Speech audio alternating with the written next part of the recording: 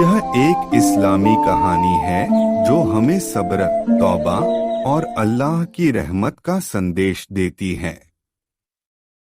कहानी तौबा का दरवाजा। यह कहानी एक ऐसी औरत की है जो गुनाहों के अंधेरे में खो गई थी, लेकिन अल्लाह की रहमत ने उसे राह दिखाई। बहुत पहले की बात है, एक औरत जिसका नाम ज़ायनब था, अपनी जवानी में गलत राह पर चली गई। उसका शौहर चल बसा था और वह अकेली रह गई थी। गरीबी और तंगी के कारण उसने गलत कामों का सहारा लिया। लोग उसे बुरा समझते थे और उसकी तरफ देखना भी पसंद नहीं करते थे। एक दिन एक बुजुर्ग आदमी जो इल्म और तकवा में मशहूर था, ज़ायनब के पास आया और कहा, बेटी, तुम्हें तौबा करनी चाहिए।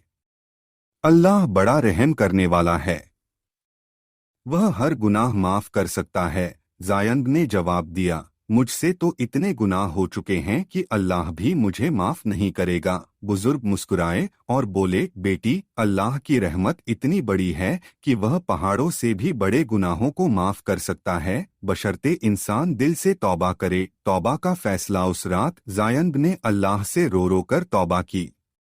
उसने कहा, ऐ अल्लाह, मैं गुनाहों में डूबी हुई थी, लेकिन अब मैं तेरे दर पर आई हूँ, मुझे माफ कर दे। उसके दिल में ऐसा सुकून आया जो उसने कभी महसूस नहीं किया था।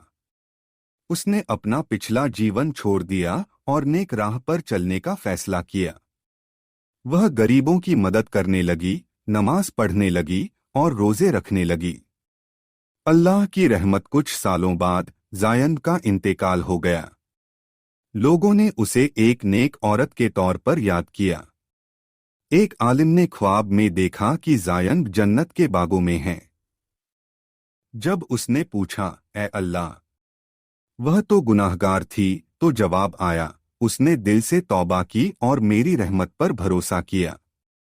मैं रहम करने वालों में सबसे ज्यादा रहम करने वाला हूँ। सबक। यह कहानी हमें सिखाती है कि अल्लाह के तौबा का दरवाज़ा हमेशा खुला है।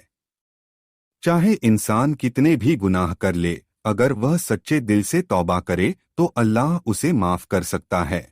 वह जो अल्लाह की रहमत से मायूस हो गया, उसने अल्लाह को पहचाना ही नहीं।